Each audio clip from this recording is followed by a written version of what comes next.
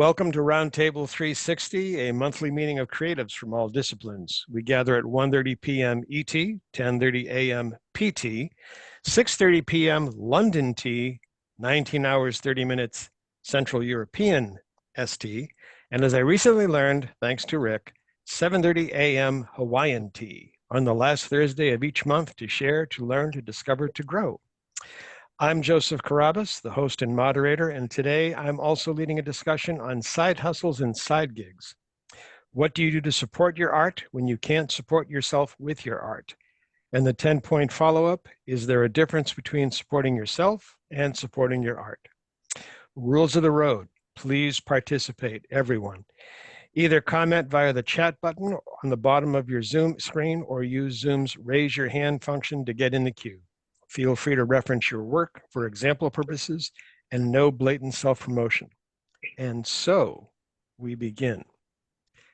Folks, who has something to say about side hustles and side gigs?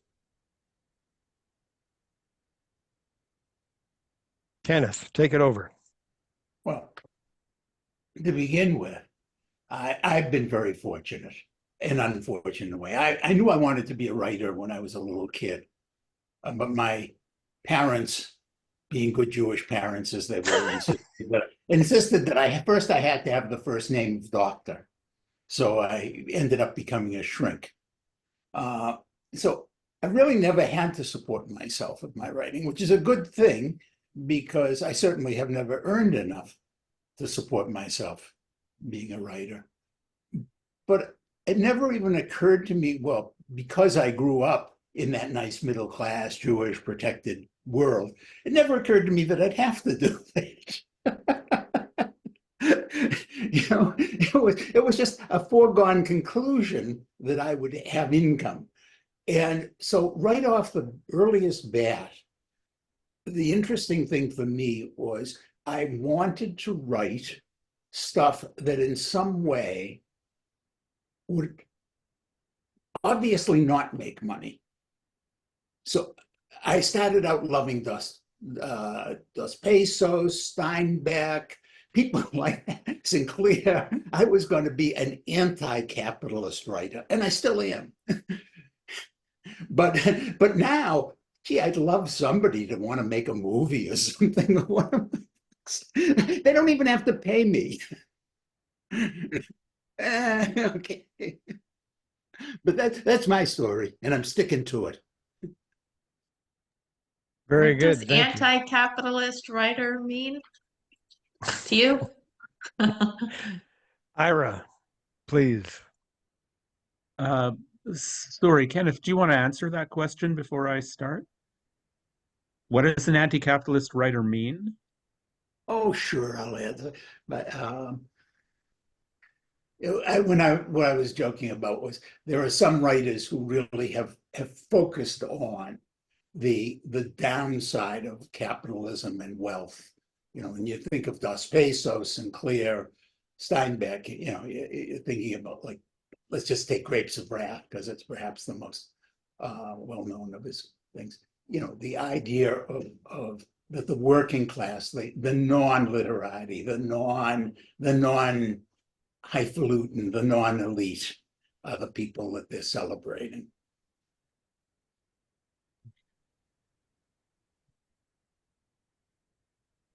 Okay, so yeah, I have somewhat of a similar trajectory to Kenneth. Middle class, born into a middle class Jewish family, and was expected to get an education. I was actually the first person in my family to get a PhD. That was a little beyond what my family was expecting. Not a doctor, but I have a doctorate. I also decided to write at an early age, but I fairly quickly realized that it wasn't going to make me a living. I taught at a university, which a lot of writers do to kind of make ends meet. And I, unlike a lot of writers resent having to do something to make money, that they, feel that it takes them away from what they should be doing, which is writing. But But I also think that if you are only focused on writing, and if your only experience in life is being a writer, um, that kind of chokes off some of your inspiration. I think having a side hustle, having a job that gets you out into the world and interacting with actual human beings is an important source of inspiration for your writing. So I think every writer should have a side hustle, even if they are making enough money to keep themselves going by writing.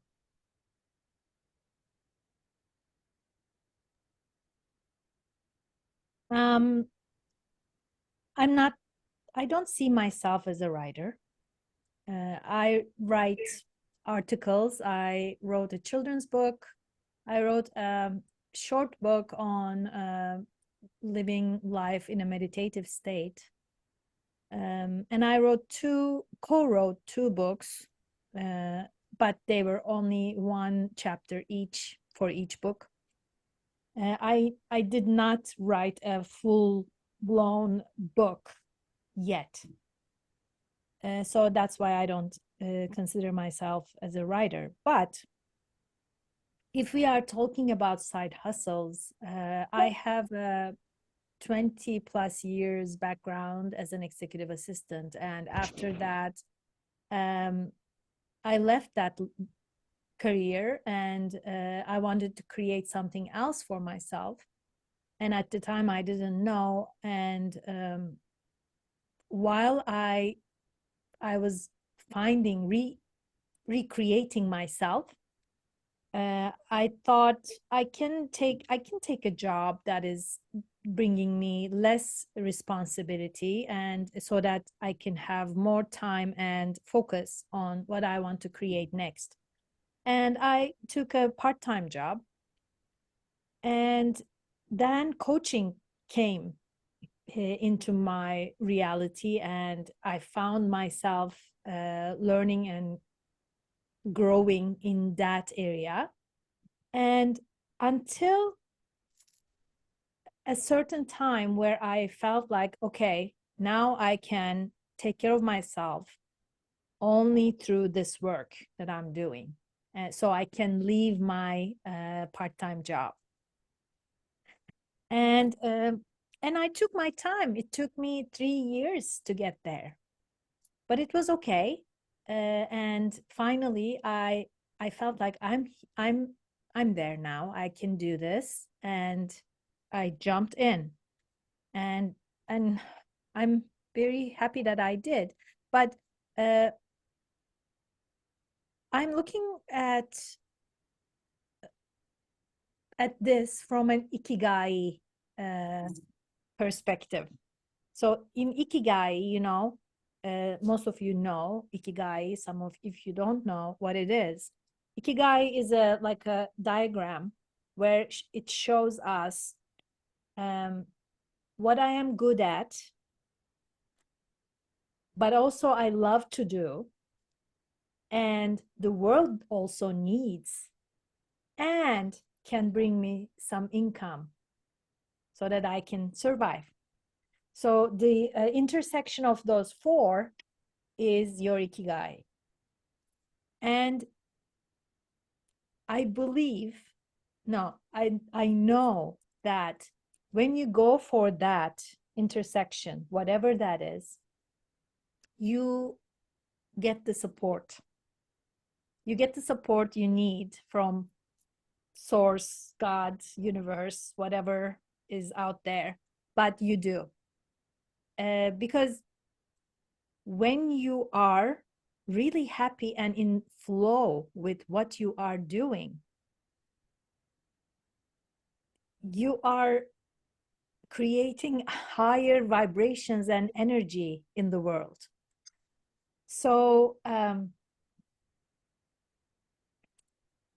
then everything effortlessly starts to fall into place. And then accordingly, because doing something that really lights you up becomes your thing and your everyday life, your light starts to become more and more brighter. And when that happens, I see money as the side benefit of that, because you are already enjoying what you do. You are in flow, you are creating, you are bringing new things into life. And because of that, you become so attractive to others who are interested by this, with the same things, that somehow money and everything you need starts to come to you, and not necessarily from the exact thing you're doing. It might not come from that, but somehow, in some way, you are being taken care of. So this I'm is sorry, go my ahead. personal experience, and that's what I believe. IPAC, that's the first time I've ever had the concept of Ikigai as a Venn diagram meets the four color mapping problem. So that's kind of revelatory to me. Too many years as a mathematician, I think. Just as a note, I believe everyone in this meeting right now is somehow affiliated with writing poetry, words to paper, or something. Jenna, I apologize. I'm not familiar with you and your background. If you are from a different creative discipline, please continue. Please contribute with your experience and knowledge. And those of us who have knowledge and experience of other disciplines other than writing, please bring that forward. Clara, please. Yeah, so I wanted to jump in since we were discussing our backgrounds with writing and kind of how we came to navigate our writing careers versus having perhaps more stable or financially successful careers. I remember for me, from a young age, I knew I wanted to be a writer from the time I was in grade school.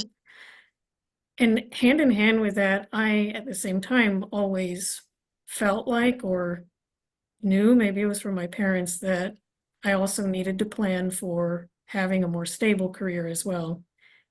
So I remember from a very young age always planning, okay, I'm going to have writing as my career. Writing felt more like a spiritual career, if that makes sense to other creatives, where it felt like, okay, this is going to be the career that will feed my spirit and feed my soul.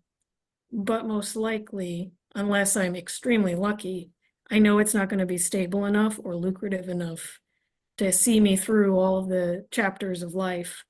So I need to plan for I don't like saying real world career because I feel like that's really dismissive and degrading of the creative pursuits, but I knew I needed to find something that was more stable, something that I could fall back on and rely on while I could pursue the creative work, if that makes sense. So I always knew, okay, I'm going to need to go to school for something. I'm going to need to build a resume for something so that I can have the means to pursue my creativity. And I assume a lot of writers probably resonate with that experience as well. Thank you. Colin, unmute. Yeah, gotcha. Thank you. Maybe I'm in the wrong group.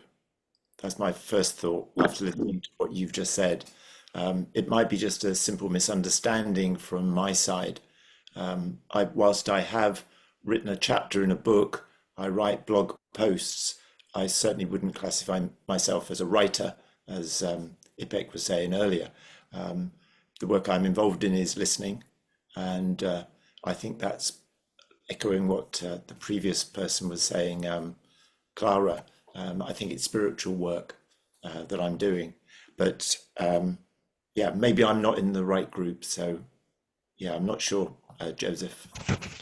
Oh, I think you're welcome and you're fine, and I enjoy your energy and company. Speaking for myself, I think blog posts. There are a lot of blog posts that I've read which are Wow, look, there's a verb in that sentence. Good for you. And there's other blog posts that I've read, which is like, wow, who is this person? I need to sit at their feet and beg for, droppings. Um, so, I'm never dismiss. I have a blog. I'm never dismissive of people who write blogs.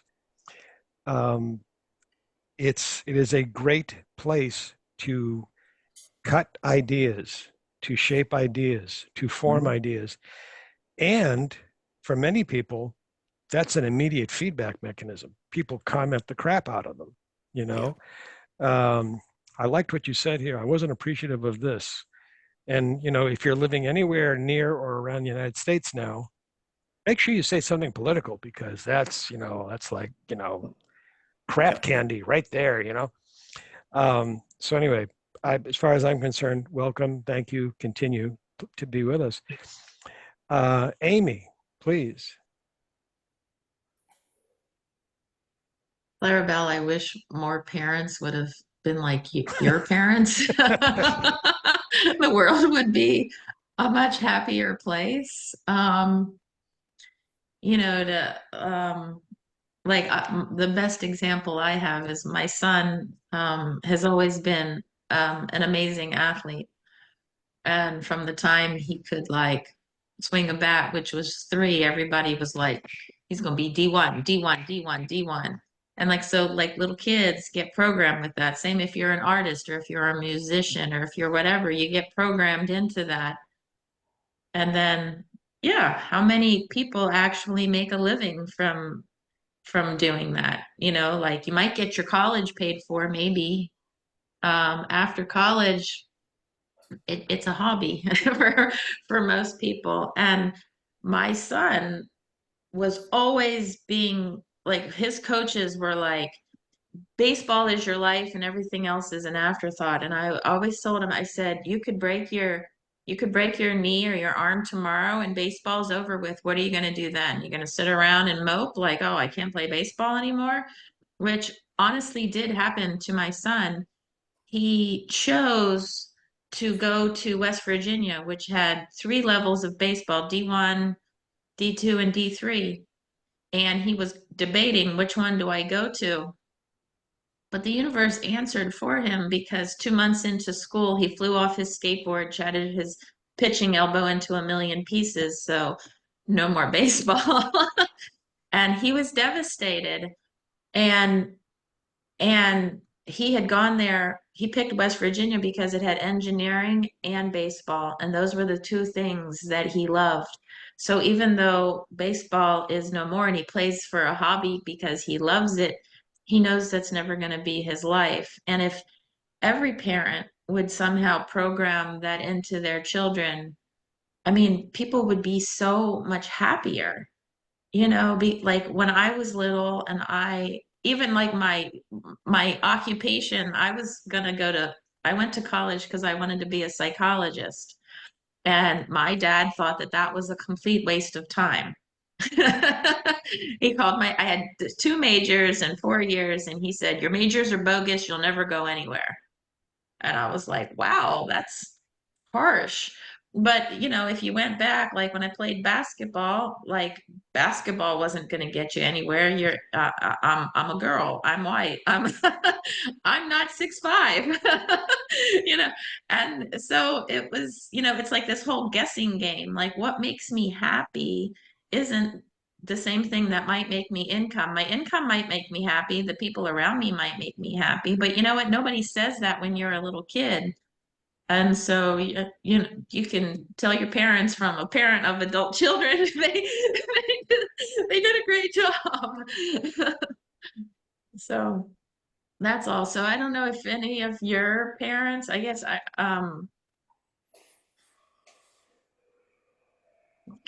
guess what you said, your parents wanted you to have doctor as your first name. I mean, I guess being a writer wasn't, I mean, doctors don't even have good handwriting. So I don't know how the rest of you grew up, like what type of experiences you had with, you know, being who you're supposed to be in life, your purpose, your ikigai. Ken, please. First of all, just to correct, I'm actually, my doctorate is in psychology. I was a shrink. My brother became a doctor, so there was no room for me in that field. I became a different kind. But, Hannah Arendt, the philosopher, made a big distinction between labor and work. And for her, labor was what you did to put bread on your plate.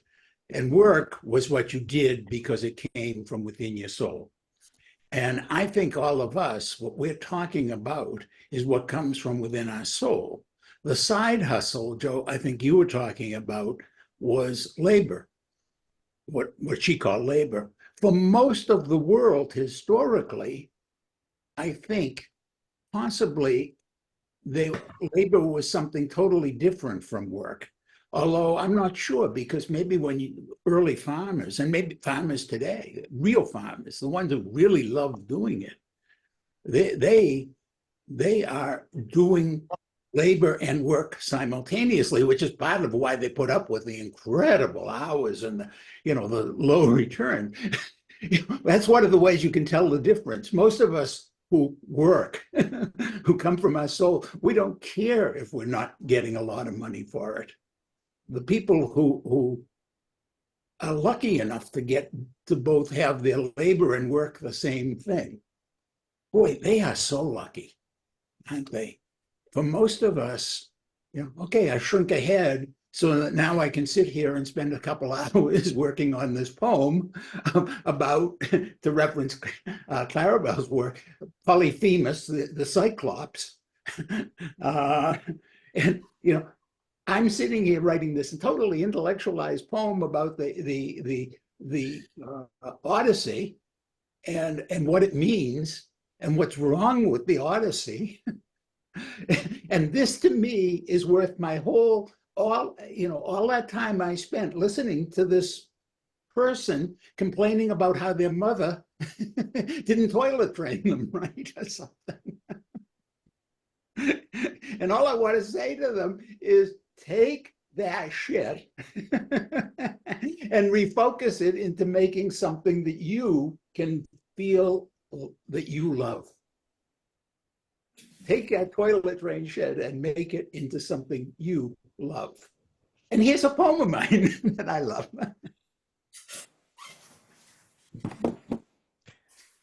Thank you. Ira. Okay, I'd like to respond to a couple of things people have said. First, I think it was Colin who talked about having a blog and not necessarily feeling comfortable being here. A large part of my writing process is a website that I've been contributing to on a weekly basis for over 20 years. So online publishing is a perfectly legitimate artistic endeavor or creative endeavor. I'd also like to respond to Amy's question. I'd like to answer Amy's question about family. My father actually did one of the kindest things to me that anybody has ever done. He said that he would fund my undergrad university if I would take the courses that were necessary for me to become an accountant. He was an accountant and he wanted me, his eldest son, to take over his job when he retired. And I went through a term of it. I took some math courses and things like that to prepare myself for becoming an accountant. At the end of the first term, we had a talk, and he said, I can see that you're just really not happy doing this. So I tell you what, I'm going to fund your university anyway, but you take what you want to take, which freed me up to take the creative courses that I took as an undergrad. And after that, he got a copy of everything I wrote that got published, just as a kind of a thank you for allowing me to take that path. If you're referring to this story as sadness, no, it's a happy story. He set me on the path that allowed me to be creative, and and was very supportive of all my creative endeavors after that. Thank you, Ira. I want to jump in with some anecdotes that I feel are relevant to what's been discussed. I knew a kid when I was a kid. I knew him from grade school all the way up to high school graduation. And he was a child of opportunity. That would be the term I would use. His parents gave him piano lessons before he could, before his feet could touch the pedals. At a certain point, they also gave him violin lessons. They groomed him for success, and he became a general practitioner. And I was, totally lost track of people. And at a certain point, I don't know why, we were traveling up through Maine, and I had always heard through some people we knew in common that he had a practice up in Maine. I wasn't actually looking for it, but oh, geez, I recognize that name. I wonder if that's him. So I got in the waiting room just to say hi, no other reason. And this was a working day for him. He came through the door, and my first take was that he was probably inebriated. And I just went, okay, I'm leaving now because I don't want to know anymore. But it stuck in my mind that his parents so pushed him to be successful that even though he had all the trappings of success, in his mind, he was not living up to their expectation. They created a bar so high, nobody could reach it. And I felt bad for him, but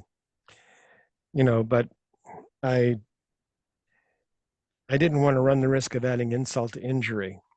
So I just left. We know some other people who their kids were always pushed in sports above academics. Academics were really irrelevant. Get those kids to games, get them into sports. We're going to go here, we're going to go there, we're going to do this, baseball, soccer, lacrosse, hockey. And the eldest son, as you were saying, Amy, about your son, had a real promising career mapped out for him, a real promising career.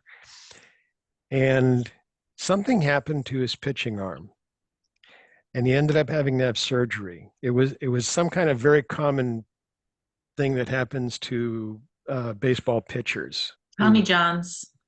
Yeah, that's right. Yeah. So he had the surgery, and he was going to have the physical therapy and everything else. And he never followed through to the point where his arm was ruined. His arm was ruined. He never continued. He just didn't. And I had a chance to talk with him because he's a neighbor. And he just really hated being pushed the way he was. That,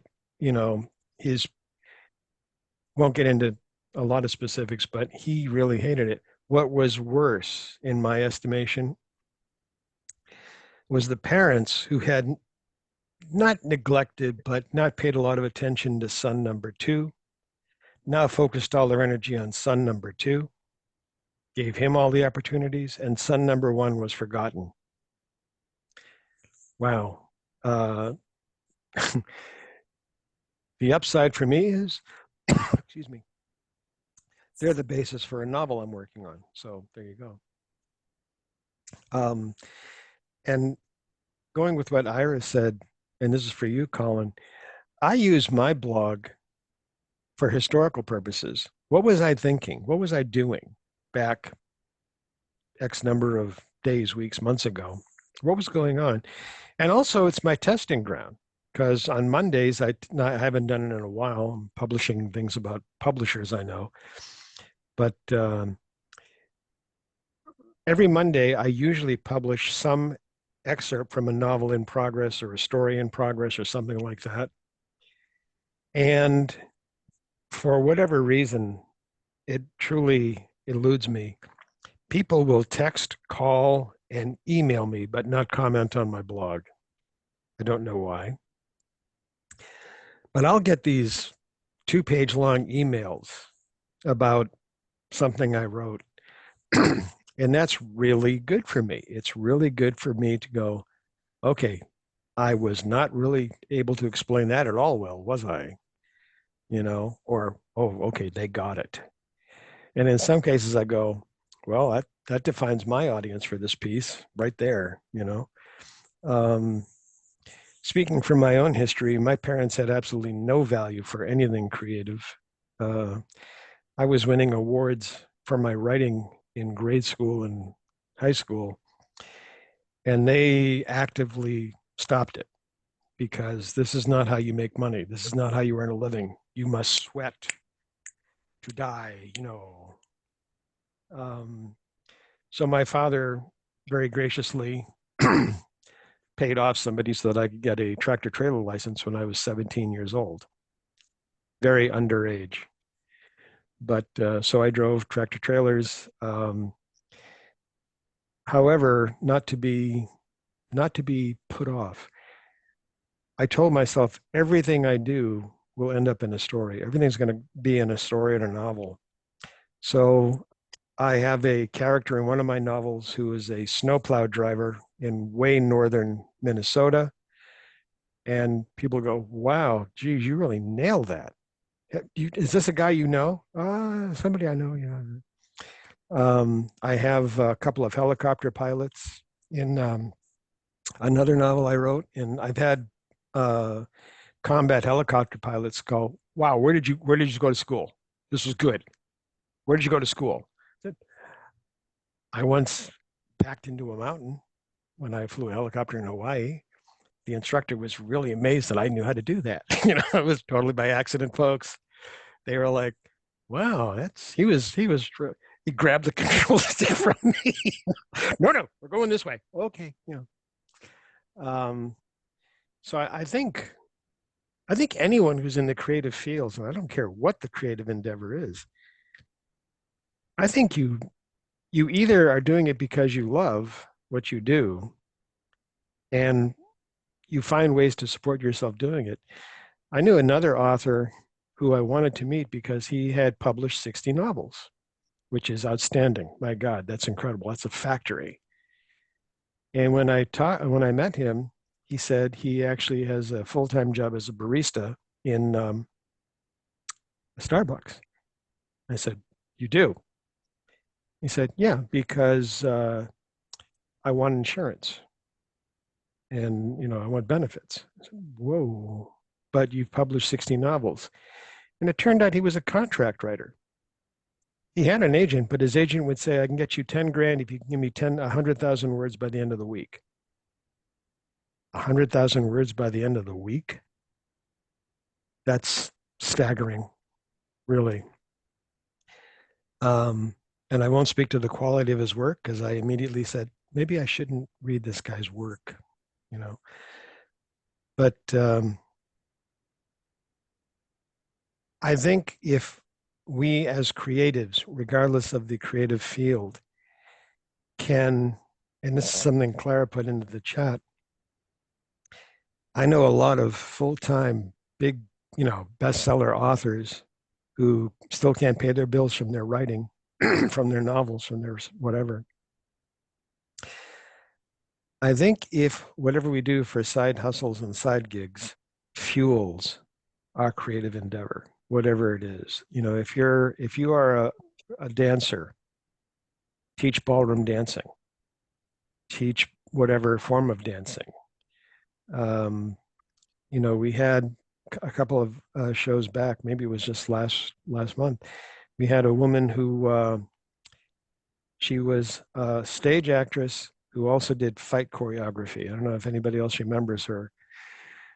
And, so do you teach martial arts on the side? Is that kind of what you do?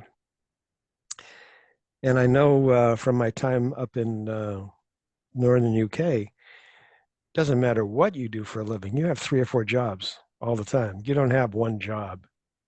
It's just that part of the world. So, Ken, please take over. Let me shut up. I'm kind of fascinated by how much of the discussion here has kind of evolved into a discussion of parenting and decisions parents make. And, because I am trained as a shrink and because of my own blah, blah, blah, I'm fascinated by that whole topic. So I'm going to just say, my goal as a parent, and our son adopted us, I have to clarify that, but it was always to say to him, you figure out where you want to go with your life. And my job is to help you get there in a way that it can work. And when he was like about 10, I had one of the first Betamax recorders. I mean, you remember Betamax? And nobody had one. I had one. So he loved it and he played with that. And then when he was turning about 13, he said, for my birthday, I'd love a camera, a photographic camera. Of course, we're talking about back when there were real cameras, not phones. And I said, okay, but I'm going to get you one that you have to set things, not one that auto sets. Says, I want you to understand. Oh, no, that's what I want. So I got him a camera. Now, my wife is an artist, and we happen to have photography equipment. So then when he's about a little over 13, he says, hey, will you teach me how to develop film? Sure. So now, meanwhile, the notes are coming from school. He's not getting his homework done. He needs a math tutor. What's wrong with your kid? And he's saying, hey, show me how to develop film. She shows him for half an hour. He says, now let me play. And he comes out an hour later with this incredibly beautiful work where he's done all kinds of effects he's figured out for himself. Okay, fast forward a long, long time. Okay. I am friends with Spike Lee's editor.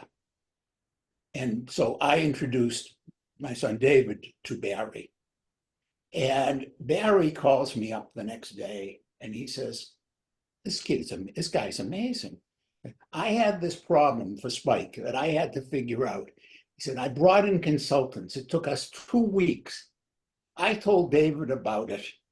We were out having supper. He said, before we finished the appetizer, he explained to me how to do it. All I had done all his life was say, David, find your passion, your love, your joy, and let me help you to get to that.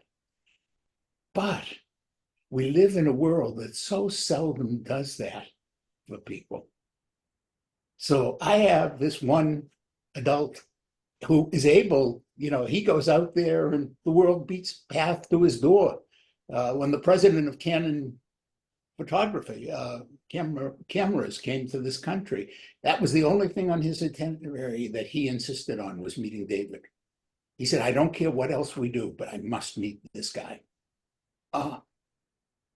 People just come to him. And I think it's all because my wife and I just said, okay, you find what you need. And to me, the most important thing we do as creatives is nurturing the creativity of others. Enough of an ad. Amy.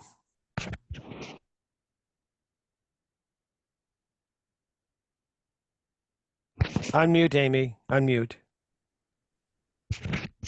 I'm not really I don't really remember a lot of quotes or anything. I don't recite a lot of quotes, but every once in a while something gets to me. And since, like Kenneth said, we're all talking about our parents and how our parents influenced our passions in life. There's a movie from a long time ago called The Descendants, and it's based in Hawaii. I just watched it because it was the only thing on one night 20 years ago.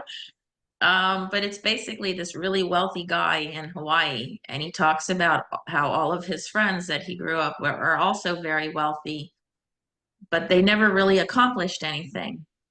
And so the movie's written, you know, in the future. And he says, he said, give your children enough money to do something, but not enough money to do nothing. And my brother-in-law, his parents, I guess, nurtured his creativity from when he was young. But he grew up rather wealthy in New Jersey and he wanted to be a writer. And so he went to school, he went to college, they paid for his college. He moved out to LA so he could be a writer.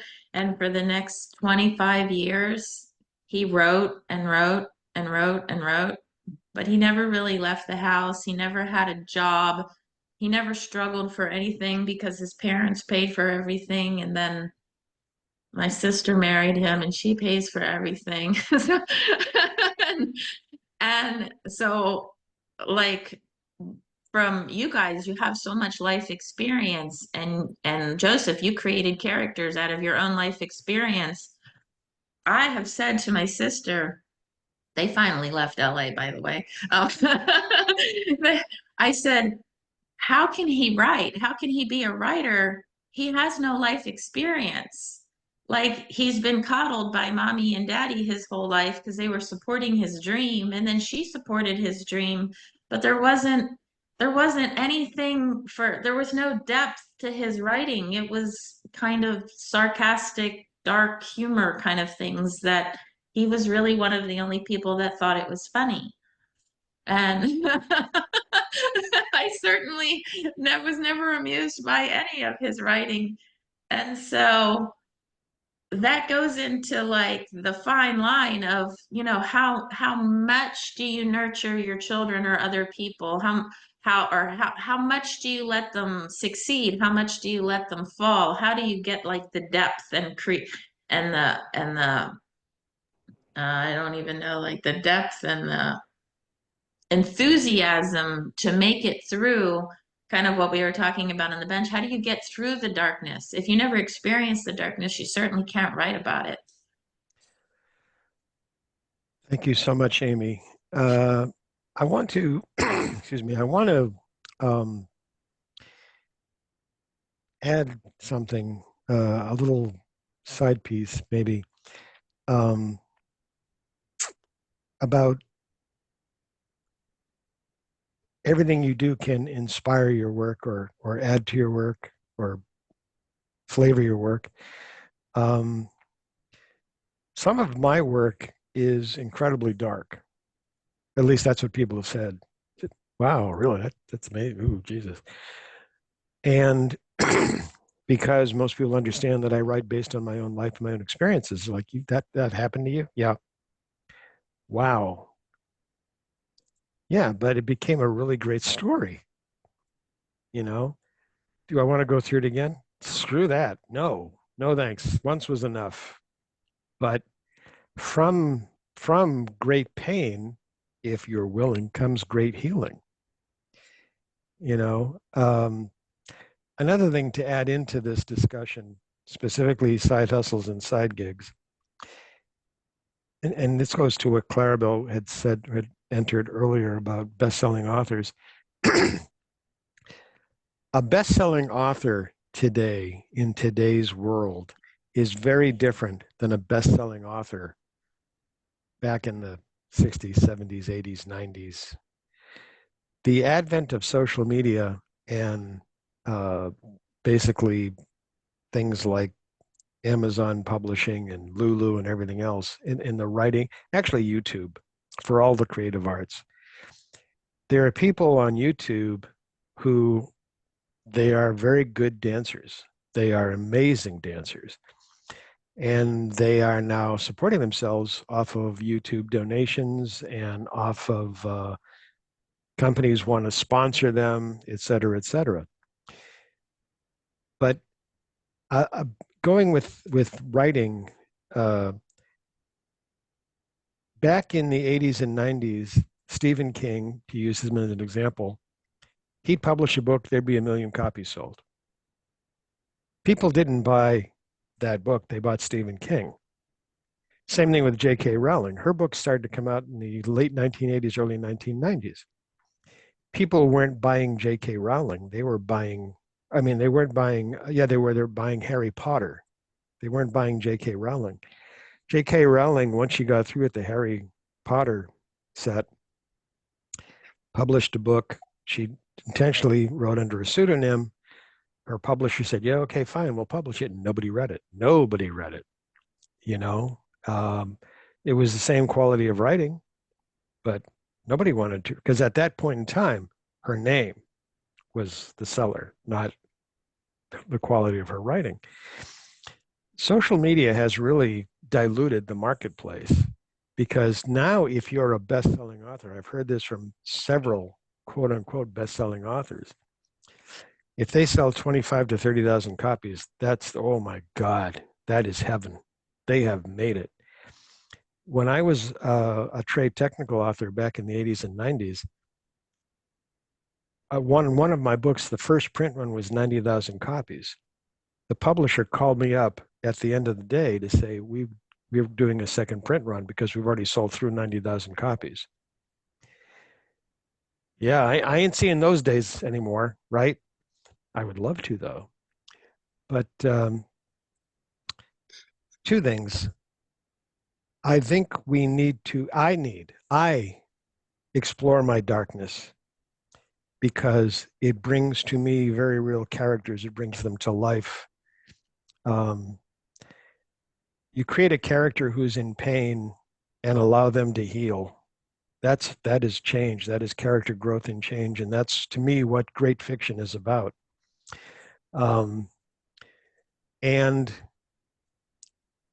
you know, J.K. Rowling is the first individual to make over $1 billion on her writing. Her net worth at one point was 3.5 billion. What did she do? And this was a woman who was on the British equivalent of food stamps. What did she do? She gave away 2.5 billion. Gave it away. I don't need it. Okay, you needed 1 billion? You know, throw a few shekels over here. But okay, good. You know, Stephen King, who he has to right now to support everything that he's doing. But most of what he's doing now is, you know, supporting other writers. He's developing people, he's traveling, he's giving lectures, you know, not to promote his books. Yes, by the way, you can get a copy and I'll sign it. But, you know, also to help other authors come up. So I agree with Ken. That's part of our obligation, to pay it forward, if you will. And I guess one of the reasons I pay it forward is because I've had to crawl out of the darkness. So I know what it's like. I'll be quiet now. Ken, please. I wanted to respond a little to Amy, but first of all, I want to make sure your brother-in-law's name is not Ween. It's not my nephew. Who's got the same story. Not unless he's married to my sister. Well, okay. I mean, but and you know what I noticed about him, and because I tried to help him, is that he was taking the position, my mind, my art, my skill is better. I'm above. It wasn't that he had been spoiled. I mean, yeah, did he get all those piano? Yeah, he got a lot of that shit. But that wasn't the problem I saw. The problem I saw was that he didn't wrestle with the art at all. He didn't see writing as a demon. My writing wakes me up at night. I get up in a cold sweat some nights. Holy, I have to go in, run, and work on this poem, you know? And all of a sudden, I'm up in the middle of the night. And it may only have been like changing one friggin' word. But if I don't change that word right then, right now, you know, the demons are going to get me. and he's saying, oh, well, I'm funny. I'm like Larry David. No, you're not. You know, you're not funny. You're not brilliant. unless you're wrestling, unless you're taking that piece of marble, that piece of discarded marble, like Michelangelo did, and you, okay, now I see David here. You know, nobody else wants this piece of marble, this shitty looking rock, but I see something. Until you're at that point where you're wrestling with your art like that, you're not creating, you're just playing. And we all know what happens when you play. You know, when I was like 3 years old, I'd go scribble, scribble, scribble. Look, mommy, I drew an airplane, or I drew a house, or I drew, and she'd put it up on the refrigerator. Actually, she didn't. But you know, in theory, she'd put it up in the refrigerator. Oh, look what he drew. No, no, no, no, no. It's the kid who's sitting there saying, wait, no, no, no. Should that line go this way or that way? Who's going to be the artist, not the one who's going scribble, scribble. And so that, Amy, is what I heard you talking about. We're kind of, by the way, we're coming up on an hour, and we will be ending in an hour, at an hour, but we usually go to 3 o'clock because we're you know, a calamitous bunch. Anyway, we're getting into, I think we're getting into something which we had actually scheduled for a future session, but you know, let's talk about it here a little bit. This fellow that Ken was talking about, and I think all of us who are in the creative disciplines, and again, it doesn't matter which one you're in, how do you know when you're good enough? You know, at what point does your ego take so many hits that you just say, oh, fuck it, I can't know. I guess I'm never going to be this. You know, it's like Staying Alive, John Travolta, and the sequel to it. I have a friend who's an actor or was an actor in New York City. And that was it. Ever since I knew this kid, acting, took classes, took lessons, this edition, that edition, that. And his day job, if you will, the way he supported himself was as a temp office worker, which he was really very good at. He knew like every software package in the world. It didn't matter what he had, what, you know, where he sat, he could just, boom, get into it and do stuff. And the epitome of his career was he did a Diet Pepsi commercial. And we all threw a party. We threw a party for when this commercial, they told him when the commercial was going to be aired. And it was, you know, a Thursday night at 9:30 between TV shows. And we, oh my, celebration like you can't imagine for 30 seconds. And at a certain point in time, and he still kept on, you know, going to things, rehearsals, and, you know, blah, blah, blah, taking lessons, voice lessons. And at a certain point, he literally stopped. He just stopped. And this is a guy who devoted himself to acting since as early as I knew him in his teens. I think part of it at the time was my writing career was really taking off. And he knew from my early years, I wanted to be an author. So he was like, you know, I'll never be able to do that. Maybe in his mind, it was a competition, which I never saw it as. But I felt so bad, you know, John, don't, you know, do whatever you have to do to make yourself happy, John. And, you know, it's like a friend of ours who lives up in Canada. And she said that she could never be a ballerina on a major stage. And I went, you don't need a major stage.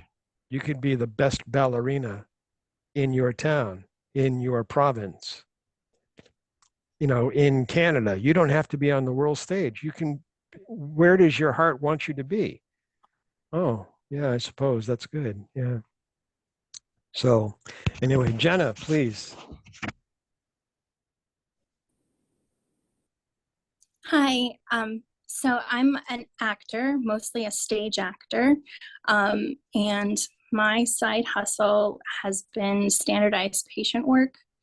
And I think I just kind of had to pose a question in terms of when your art is not happening and you're being very successful at the thing that you're doing on the side. I was offered like a full-time job with them, and I was just like, so tempting. And I tried it, and it didn't fulfill me. And so it's such a balance in terms of like, yes, of course, we know we can do other things very well and that make us money and sustain us doing the thing that we do for love. But it's so hard when it's like something that you could get paid for and be okay, and have the roof and the food and the car and all that stuff. And to go with what Joseph, you were saying about how do you know when you are good? I think it, in a weird way, especially in the actor world, it feels like it's such about longevity. It's like you have to find reasons other than loving to perform to keep going, because success is measured so differently. And someone who, like you were saying about your friend who had that amazing commercial, like it doesn't fulfill everybody the way that you would assume it would. And so, yeah, it's just been very interesting to see the actors that I've been working with that are still in the business. And the ones that aren't. There's just a lot more people that just kind of,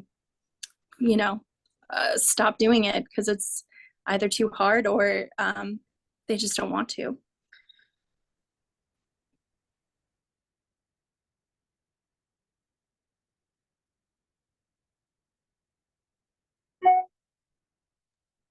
You're mute. Joseph? Hi Muted. there.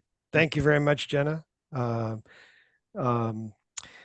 I don't know if you've been here previously, but we often have an EU-based actress, Sabine Rosbach,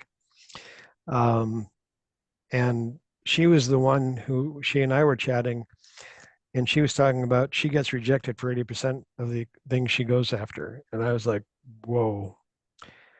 I remember as a writer, 100% rejections. Why did I stay at it? According to many people who know me, it's because I'm an asshole, but probably it's because I'm stubborn. It got to the point where I began to recognize what was being rejected. I would imagine it's the same thing for acting. It's feedback. To me, it's feedback. If you get feedback on why somebody said no, that's gold. That's the money shot right there, because that allows me to perfect my craft. Ira, please. As usual, so much to talk about. I'll actually start with rejections. So one of the things that I've found is that if you stick with it over time, the sort of rejection you get changes. So as an initial writer, the rejections would all be form letters, thank you, but it's not what we're looking for at this time. After a while, after working on my craft, I would start getting slightly more personal rejections. Well, this story was kind of okay, but you needed to do this and this and this, which again is the kind of feedback you're talking about. After a while, started getting acceptances, which was wonderful. And the feedback changed, the nature of the rejections changed a lot to, yeah, really like the story, not quite what we're looking for. Try something else, submit something later on. So that's, something you have to stick with. In terms of how you know when you're good, well, partially, it's a question of what you start out wanting to do, right? I mean, if your goal is to become world famous, then you've set a bar that's really high, and good luck with that. The odds are you will get discouraged quickly and end up moving into something else. Um, if it's just to write, which is a very low bar, um, we're all doing it pretty much. So, we could all theoretically say we're successful. For me, I think there are two sort of signposts that are really important. The first is your first acceptance, which tells you that somebody else actually likes what you do. It's not just you, doing it for yourself. And perhaps one of the most important signposts is your first paid acceptance, right? Because now somebody's actually willing to put something up to support your work, right? Um, but it's also true that I know writers who've had, I know one writer in particular who she's had over a dozen novels published, who still doesn't think of herself as a writer. She actually has, and this is something that, maybe a future gathering might want to consider as a subject to explore. She has imposter syndrome. She thinks no matter how good she gets, no matter how much success she has, it's not real. She's not really a writer. She'll never be good enough. And this is something that plagues a lot of artists, and I'm not sure what you can do about it. Amy, please. Unmute Amy. I would like to address what Jenna had to say. Jenna, I don't know how old you are, but I think you're younger than me. um, so growing up, I did not want to be a writer. I liked writing, I liked art, I liked a lot of stuff. My entire dream growing up was to get married to the most perfect man in the world, have the three most perfect children, and be a doctor. And in my 30s, I realized that none of those things were going to happen. I gave up going to medical school so that my ex-husband could go, and 5 years later, I had no desire to return. And I mean, I could have. I had two children who are absolutely amazing, but I never had the third one because I was actually told as a teenager I would never have children. So to have two is absolutely amazing. And then when I decided not to be a doctor, I changed my entire life, and I got a divorce, and I went back and I did all of these other things. And when people would go, hey, why don't you go do this? Why don't you go do this? Like, to get advanced degrees or to get paid more or to do whatever, I always declined. And they said, why? I'm like, because that's not me. I'm like, that's your dream. That's your project. That's your this. And I did what I needed to do to raise my children, to, buy a house and buy a car and buy education and buy like an ungodly amount of food and sporting equipment and computers for my children and all these other things. And after I did all the things that I needed to do in life, and I did them well, I was very accomplished in my work. It just wasn't for me. It wasn't on the inside of Amy. It was, but I was really good at it. And so it was hard to say, I'm going to leave all of that behind and I'm going to come down here and I'm going to change myself. And when I changed myself, everything on earth made me write a book. Because I've been told my whole life, Amy, write a book, Amy, write a book. And I was like, you guys, I'm not a writer. Like, I wrote curriculum, I wrote contracts, I wrote emails endlessly. I wrote a million things, but I never considered myself. I mean, I wrote multi-million-dollar contracts, but I'd say, well, I'm not a writer and I'm not even a contract writer. But my point to you is if you're it's kind of like if you're at a bowling alley and you're in this bowling lane and you keep bowling and bowling and bowling and you're just not getting the strikes that you need, take a step back, go do something else in life, go earn some more money, go into the next bowling lane and try it again, because by the time you leave and come back, you'll be a completely different person and you'll find a better place where you might belong. And you won't have to keep struggling to bowl in that bowling lane that might not be the right one. It might be like crooked. It might be like not shiny. It might be bumpy. It might be whatever. But take a step back. You said you're 44. You're young. You're beautiful. You got a world ahead of you. And then when you take a break, come back and see who you are then. Even though Amy does not have gray hair, you just got wisdom from the gray-haired bunch, just to let you know. Donna, please, what were you about to say? Hi, a couple of things have come to mind as you're talking. I was reminded of a moment when I was in the car with my mother, and I said, I feel like I have to have everything else buttoned down before I can write. And she looked at me like, yeah, like it was obvious. And I thought, no wonder I'm not getting anything done. So that was some of my background. She was a musician, and I feel like I've had one foot in my mother's generation and one in my daughter's. I'm older than many of you.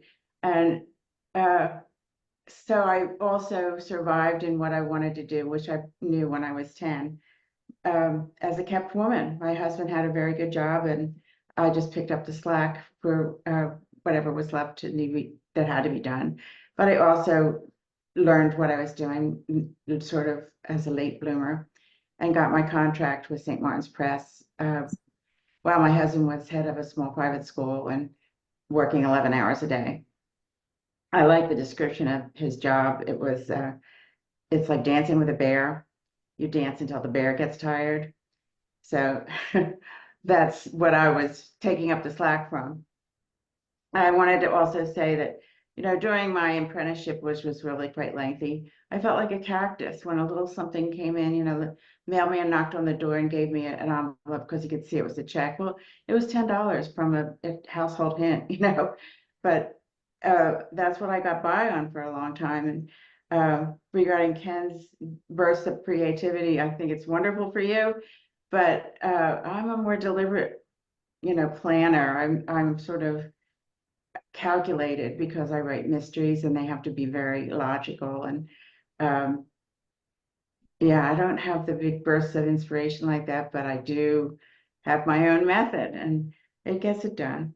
The other thing that I thought of to mention is with the arts, I've heard it about acting, but I think it applies to every one of us. If you can live without it, do. But if you can't, of course, you just do it, no matter what comes your way. So we wish everybody who wants to do it luck, but it doesn't always happen. And I feel sorry about that, but that's the way the world works. Yes, well said. And I don't want to forget this. Donna writes amazing mystery novels, just to let you know. Thank you. My pleasure. I have another thing I want to toss in.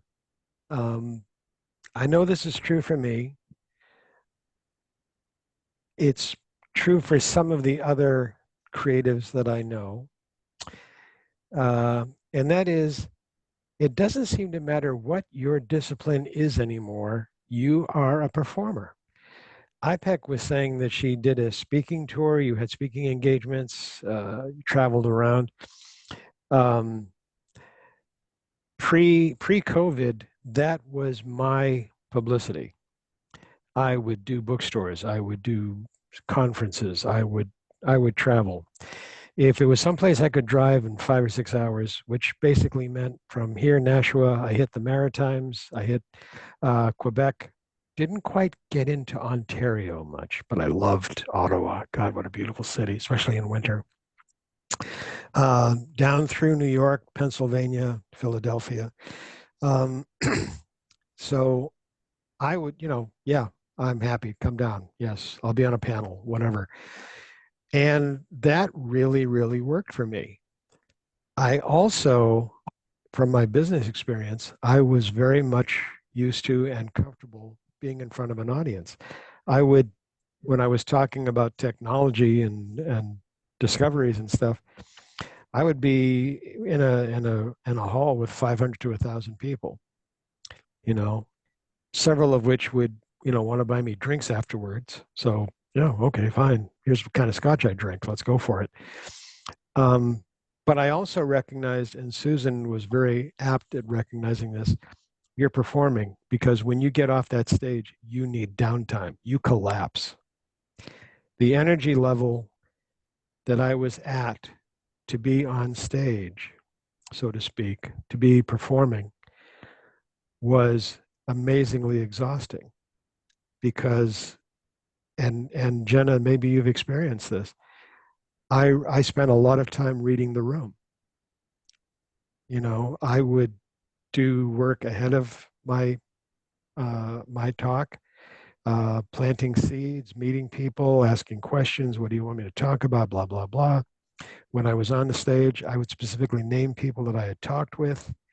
And, here's that thing that I talked with you about last night. And all of a sudden, they're the celebrity, not me. I bring everybody's attention to them. They're lifted up. And people are calling me back for the next conference, the next conference. Oh my God, everybody. And one person said, Joseph, going to a lecture with Joseph Carrabis is like Robin Williams as a professor.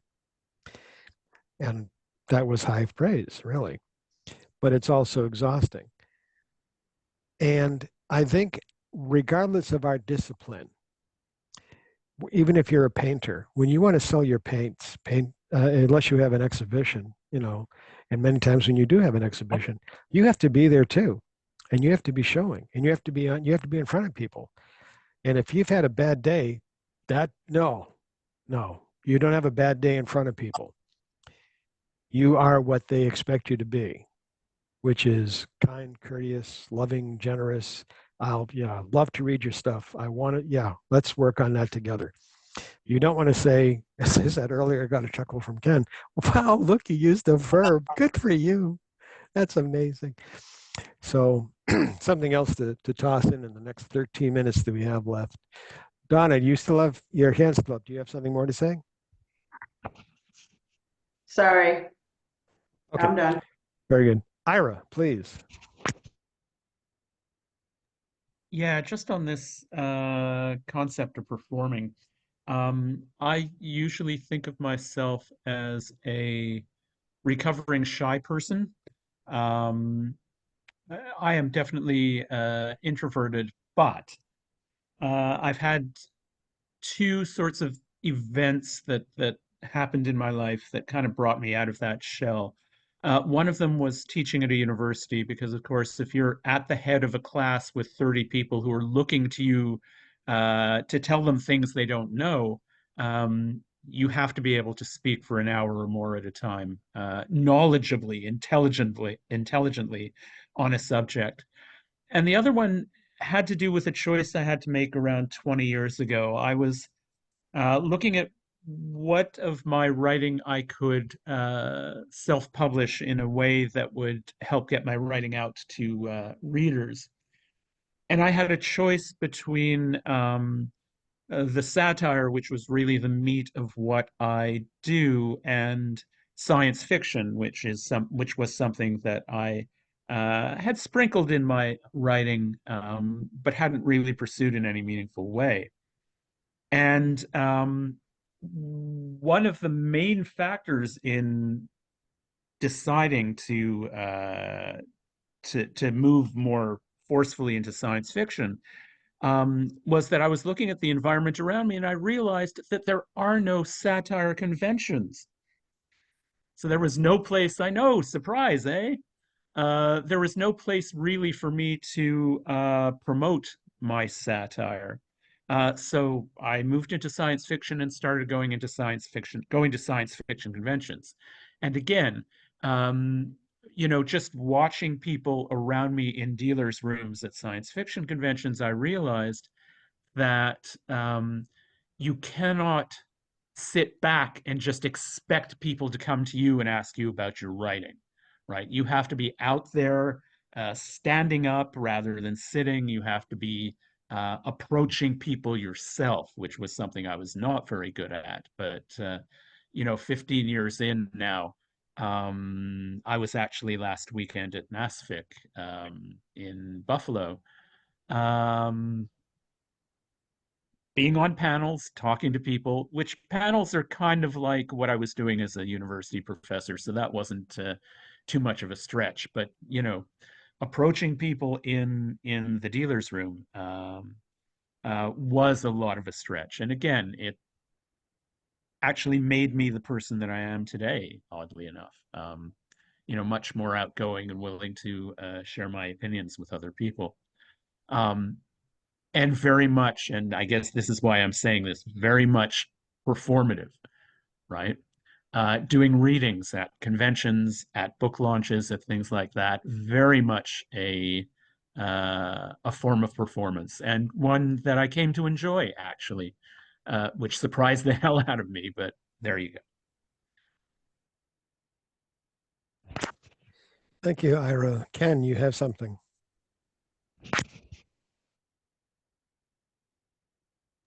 Had a moment there, I couldn't get it unmuted. I think it's fascinating to me that we're here, all of us, taking part on a panel show, discussing the fact that we have to present ourselves to the world, which is exactly what we're doing. So, a little irony and a little delightful irony at that. Then the next thing that made me think about was, gee, now I'm going to look at each of these people or their avatar or whatever it is, including my own, and say, what are we saying about ourselves? And just as an exercise, I'm not gonna analyze anyone other than me. But you might want to look at your own picture right now and say, okay, who am I trying to be? Who am I trying to impress? How am I trying to impress? How is this presentation? And I look at myself and I see the mess behind me, and yeah, that's me, hiding nothing. Okay, I'm comfortable with it. But it's how we present ourselves to the world. And one of the things I started doing when I was still living in New York and I was mostly shrinking heads was I started doing performance poetry. And I just so enjoyed, I was able to get up there, read these poems, have applause, interact with people, present myself totally different from, I see. And how did you feel about that? And I realized that I had many different beings in the world. One of them, then when I moved to Arizona, I hosted for a long time a monthly open mic at the Herberger Theater, which is the major theater in Phoenix. And, I had somebody shot some video of me. And I said, my God, that person up there, I recognize him, but he's very different from, the guy who was reading poetry is very different from the guy who was doing these, who was very different from the guy who taught college classes. And I think one of the things we have to realize is we play many roles. We play many parts. And in a sense, we are always acting. I think that's part of being an artist, is that we are acting. We are creating in the world. And just sit back and enjoy being as multiple personalities as you can be, because you're not going to get a choice. If you're going to be an artist, you're going to be many people. So just sit back, enjoy it, talk to yourself. Thank you, Ken. The last few people who were sharing, they remind me of some anecdotes. I don't know how accurate these are, but they're good stories, and that's really what an anecdote is. It's a good story to tell. Some of you may remember the late great Glenn Campbell. He started out as a studio musician, and people were astounded at his technical skill. He was amazing. He really was. If you ever see, go find him on YouTube and see some of the technical ability he has. Roy Clark was the same way. And they said to Glenn Campbell, you have to go out, you have to become, my God, do your own recordings. Quit being a studio musician. He was terrified. So he actually had people who helped him become, as Amy was saying, an extrovert, because they helped him learn how to perform. Billy Joel, and there's a few others, but I do know Billy Joel. I don't know him personally. I'm just saying, I know that he teaches a class in performance. He teaches a graduate level music class in performance. And there's two women I know, one at the University of Georgia, and one at Denver, I believe. They are amazing musicians. One is an oboist, classical oboist. The other one is a jazz pianist. They did have public careers. And they said, nah, screw it. This is fun, but I'm on the road 300 days a year. This is killing me. And they now both teach. They teach performance, which to me is just part of what you can bring back, if you will. George Benson, the jazz and blues guitarist George Benson, he was another one who, yeah, you gotta get out there, George, because you're an amazing. Really, Glenn Gould was a notorious recluse. Well, doesn't matter because he was phenomenal. So there. We each have our gods. He's one of mine.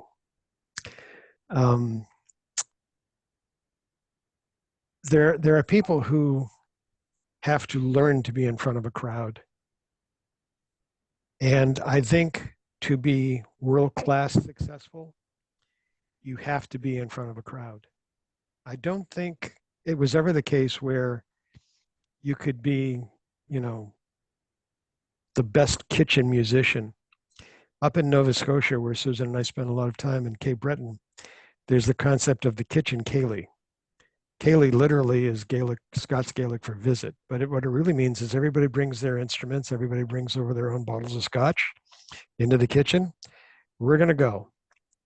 And you just start playing as soon as everybody gets there, and if you're lucky, you will be there same time tomorrow, still playing. Nobody stops. It's also one of the most powerful learning sessions I've ever been involved in.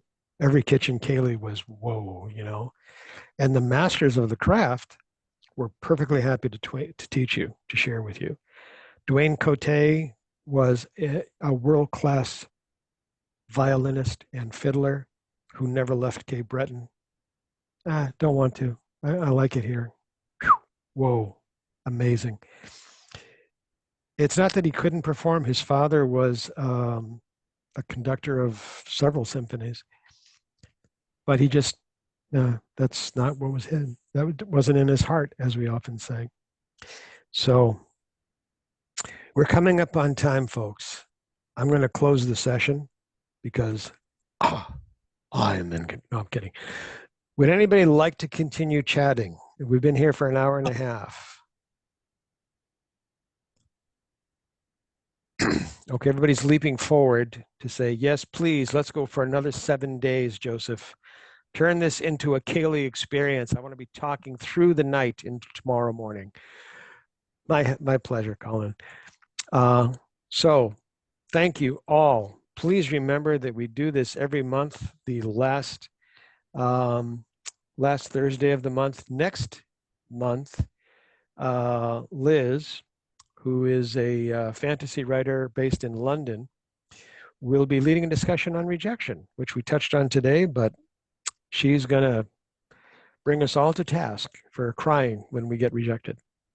Not that any of us ever have, because we all have very strong, solid egos. Thank you, one and all. Please be well. Look forward to seeing you again. Take care. Thank you. Bye-bye.